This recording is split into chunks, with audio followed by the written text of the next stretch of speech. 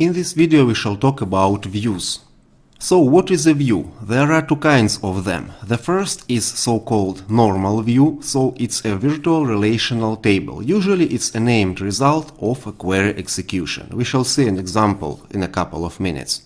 And there are materialized views, such as virtual relation variables with stored data. Usually it's a stored named result of a query execution. And please be attentive, this kind of view is extremely dependent on DBMS, so please absolutely refer to the documentation. If we look at these kinds of views more attentively, we see the following picture. Normal views is just a simple fixation of a fact that from now on some SQL query may be called by a specified name, and during such a call the real query is executed and all the necessary data is extracted. This is how it looks like. We have a view that relies on some table, we access that view and we get data from that tables.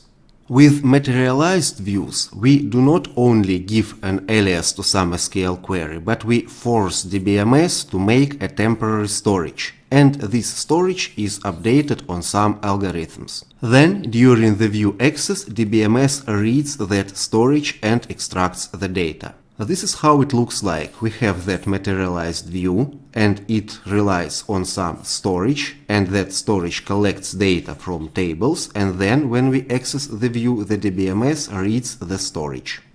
As long as views rely on some tables, is there a possibility to modify data in those tables? Yes, sometimes there is. Some views allow us not only to read data, but to modify data also. This mechanism is highly DBMS specific, so once again read the documentation carefully. And we have to mention that such bidirectional views are neither good nor bad, but the tricky thing here is if you expect one behavior but get another, there is a problem. So you have to pay attention, and if you want to create one directional view, you have to create that view with some special approaches. If you want to create bidirectional view, you may create that, but also with some special approach. Just do not mess up with those approaches, otherwise you may get the wrong behavior from your DBMS. How to select the best approach? You may understand that the answer is in documentation. For each and every DBMS, please read the documentation carefully.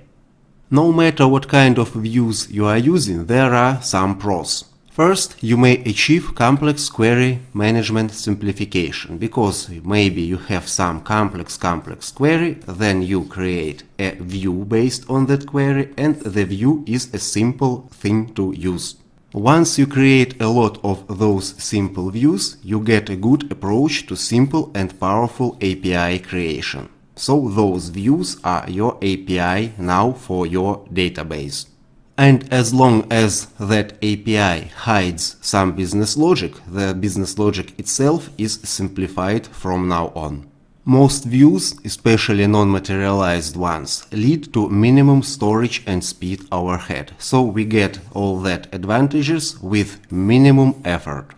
And materialized views usually allows us for some performance optimization. As long as we have that special storage and then we have the view, we access the view, then DBMS access the storage, but not the real tables under that storage. So read from this storage is much quicker than read from those tables.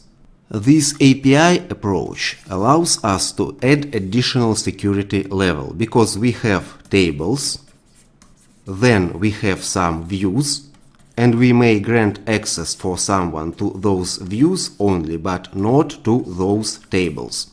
And that's how we get additional security level. Of course, there are cons. First, maybe for some reasons, sometimes you just don't need views. If you have several simple queries, you do not want to create an API, so maybe you do not need a view at all. You may just use that queries and that's okay. As with everything in programming, views are additional code you have to write and maintain.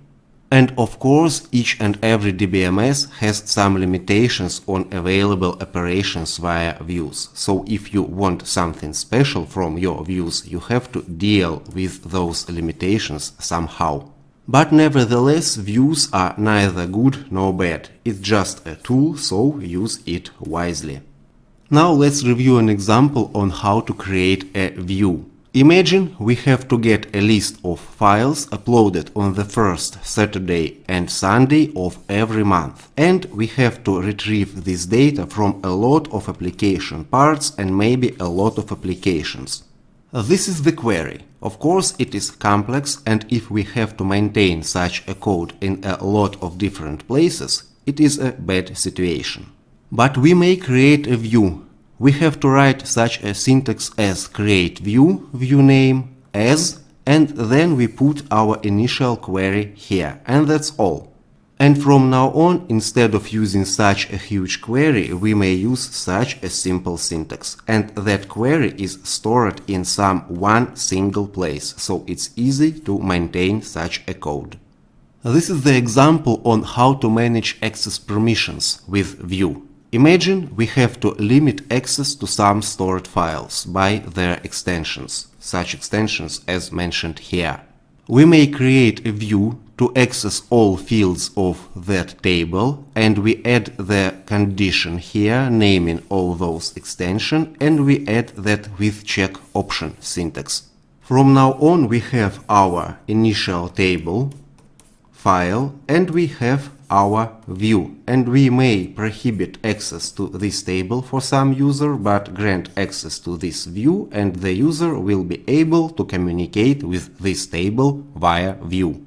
If we have to be sure that our view is non-bidirectional, we just have to add some expression to any field, like here we are plussing 0, so that doesn't change the initial value, but as long as a view has an expression inside, it is no longer bidirectional.